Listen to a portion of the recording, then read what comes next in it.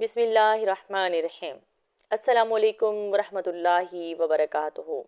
رسول صلی اللہ علیہ وآلہ وسلم کا سفر حج اور خطبہ حجۃ الوداع حصہ دوم۔ خطبہ حجۃ الوداع کے موقع پر آپ صلی اللہ علیہ وآلہ وسلم کا تاریخی خطاب جو اخلاق و کردار اور حسن معاشرت کے اہم نکات پر مشتمل تھا، اس کا مفہوم ملاحظہ کریں۔ آپ صلی اللہ علیہ وآلہ وسلم نے ارشاد فرمایا، اے لوگو، میں جو کچھ کہوں اسے غور سے سنو، شاید آئندہ سال اور اس کے بعد پھر کبھی یہاں تم سے میری ملاقات نہ ہو سکے۔ پھر فرمایا، اے لوگو، تم پر ایک دوسرے کی جان و مال تا قیامت اسی طرح حرام ہے جس طرح یہ دن، یہ مہینہ اور شہر کی حرمت کو پامال کرنا حرام ہے۔ اور فرمایا، بے شک عنقریب تمہاری ملاقات تمہارے رب سے ہوگی، وہ تم سے تمہارے اعمال کے متعلق سوال کرے گا، اور تحقیق میں نے تم کو یہ پیغام پہنچا دیا۔ جس کسی کے پاس دوسرے کی امانت جمع ہو اس کے مالک کو لوٹا دی جائے، یعنی اس میں خیانت نہ کی جائے۔ آج سے ہر قسم کا سود ختم کر دیا گیا، اصل رقم کے علاوہ تم کچھ نہیں لے سکتے۔ ایک دوسرے پر ظلم نہ کرو، قیامت کے روز تم پر بھی ظلم نہیں کیا جائے گا۔ اللہ تعالیٰ نے سود کو منع فرما دیا ہے۔ سب سے پہلے میں اپنے چچا عباس کا جو سود دوسروں کے ذمہ واجب الادا ہے اسے ختم کرتا ہوں۔ جاہلیت کے مقتولین کا قصاص و دیت دونوں کالعدم قرار دی جاتی ہیں۔ سب سے پہلے میں بنو ہاشم کے بیٹے ابن ربیعہ بن حارث بن عبد المطلب کے شیرخوار فرزند کا بدلہ اور دیت معاف کر دیتا ہوں۔ غور سے سنو، شیطان اس بات سے مایوس ہو چکا ہے کہ اب اس سرزمین پر اس کی پرستش نہ کی جائے گی، لیکن اس کی پرستش کی بجائے اگر شیطان کی صرف اطاعت ہی کی گئی تب بھی وہ بہت خوش ہوگا۔ اس لیے دینی امور میں شیطانی وسوسوں کو اپنے قریب نہ آنے دو۔ پھر ارشاد فرمایا، اے لوگو، ادب والے مہینوں کو دوسرے عام دنوں سے بدل لینا کفر ہے، جس میں مومن آلودہ نہیں ہو سکتا، مگر کافر کا اس سے بچنا محال ہے۔ جو اس سال ان 4 مہینوں میں ایک مہینہ آئندہ سال میں ڈال دیتے ہیں اور آنے والے سال میں سے بدستور اپنی جگہ پر رکھتے ہیں، یہ بھی اللہ کی طرف سے حرام کردہ امور کو حلال کر لینا، حلال شدہ امور کو حرام کر لینا ہے۔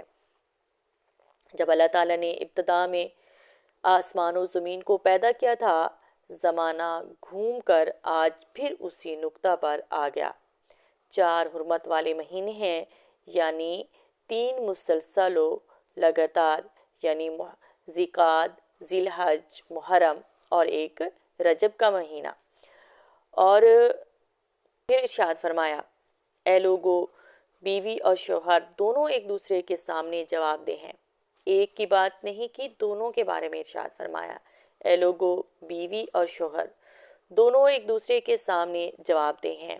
عورت کسی غیر مرد کو جس سے شوہر کو تکلیف پہنچے نہیں جا سکتی، اور یہ کہ عورتوں کو بے حیائی کے ارتکاب سے کنارہ کش رہنا چاہیے۔ اگر ان سے قصور ہو جائے تو اس کے شوہر انہیں جسمانی سزا دے سکتے ہیں، مگر وہ سزا ضرب شدید کی حد تک نہ پہنچ جائے۔ اگر عورتیں ایسا لاابالی پن چھوڑ دیں تو دستور عام کے مطابق ان کی خورد و نوش اور ان کے لباس کا پورا لحاظ رکھو۔ ان کے معاملہ میں حسن سلوک سے ہاتھ نہ کھینچو۔ وہ تمہارے نکاح میں آ جانے کے بعد تمہاری پابند ہو جاتی ہیں اور اپنے نفس کی مالک نہیں رہتی، لیکن تم بھی خیال رکھو کہ آخر کلمہ ایجاب و قبول کے ساتھ ہی تو تم نے اللہ کی اس امانت کو اپنی تحویل میں لیا ہے اور انہی کلمات کے ساتھ انہیں خود پر حلال کیا ہے۔ پھر فرمایا، اے لوگو، غور سے سنو، جو کچھ میں تم سے کہہ رہا ہوں اس کی تبیین کے لیے جو 2 چیزیں چھوڑے جا رہا ہوں، اگر تم اسے مضبوطی کے ساتھ پکڑے رہو گے تو کبھی ٹھوکر نہ کھاؤ گے۔ وہ چیز بذات خود نہایت واضح ہے اور وہ اللہ کی کتاب ہے اور اس کے رسول کی سنت ہے۔ پھر فرمایا، اے لوگو میری بات ہوش و گوش سے سنو، یعنی میری بات غور سے سنو۔ ہر مسلمان دوسرے مسلمان کا بھائی ہے۔ کسی مسلمان کو دوسرے مسلمان بھائی کی کسی شے پر اس کی اجازت کے بغیر تصرف کا حق نہیں، ورنہ یہ ایک دوسرے پر ظلم ہو جائے گا۔ آپ صلی اللہ علیہ وآلہ وسلم کے ہر جملے کے بعد حضرت ربیہ رضی اللہ تعالیٰ عنہ، آپ صلی اللہ علیہ وآلہ وسلم کے ہر جملہ کے بعد ربیہ رضی اللہ تعالیٰ عنہ بلند آواز سے دہرا کر دوسروں تک پہنچاتے۔ آپ صلی اللہ علیہ وآلہ وسلم نے ربیہ رضی اللہ تعالیٰ عنہ کو تاکید فرمائی کہ لوگوں کو خطبہ میں کہی گئی باتوں کو اچھی طرح یاد کر لیں اور ان سے جواب بھی طلب کریں۔ خطبہ کا مطلب ہے رسول پاک صلی اللہ علیہ وآلہ وسلم کی تقریر مبارک یا بات چیت۔ سوال ہوا، تم لوگ جانتے ہو آج کا دن کون سا ہے؟ انہوں نے کہا، حج اکبر کا دن ہے۔ آپ صلی اللہ علیہ وآلہ وسلم نے فرمایا، اے لوگو، اللہ نے تم پر ایک دوسرے کی جان اور ایک دوسرے کا مال قیامت تک حرام کر دیا، جیسے آج کے دن اور اس مہینے میں ہر قسم کی بے حرمتی حرام ہے۔ اس جملے کے بعد فرمایا، اللہم حل بلغت، اے اللہ تو سن رہا ہے نا کہ میں نے اپنا فرض ادا کیا، میں نے اپنی امت کے متعلق وصیت کر دی۔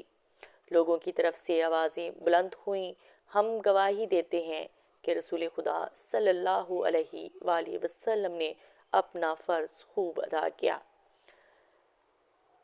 تو نبی کریم صلی اللہ علیہ وآلہ وسلم نے آسمان کی طرف نگاہ اٹھائی اور فرمایا، اے اللہ تو گواہ رہے، اے اللہ تو گواہ رہے، اے اللہ تو گواہ رہے کہ میں نے اپنا پیغام لوگوں تک پہنچا دیا۔ تکمیل دین کا دن خطبہ مکمل ہونے کے بعد آپ صلی اللہ علیہ وآلہ وسلم اپنی اونٹنی قصوہ سے اتر کر ظہر اور عصر دونوں نمازیں ایک ساتھ پڑھیں۔ دوبارہ اونٹنی پر سوار ہو کر عرفات کے مقام پر لوگوں کو اللہ تعالیٰ کا یہ پیغام جا کر سنایا کہ آج میں نے تمہارے لیے دین کو مکمل کر دیا اور تم پر اپنا انعام بھرپور کر دیا، تمہارے لیے اسلام کے دین ہونے پر رضامند ہو گیا۔ سبحان اللہ، آپ کو اور مجھے مبارک ہو کہ اللہ تبارک و تعالیٰ نے ہمیں بہت ہی کمال کا مذہب عطا کیا اور ایک مکمل نظام حیات عطا کیا اسلام کی صورت میں، اور کردار کے لیے ہمیں اپنے پیارے رسول حضرت محمد صلی اللہ علیہ وآلہ وسلم کو ماڈل پیش کیا۔ سبحان اللہ۔ اللہ تبارک و تعالیٰ مجھے اور آپ کو عمل کی توفیق عطا فرمائے، آمین ثم آمین۔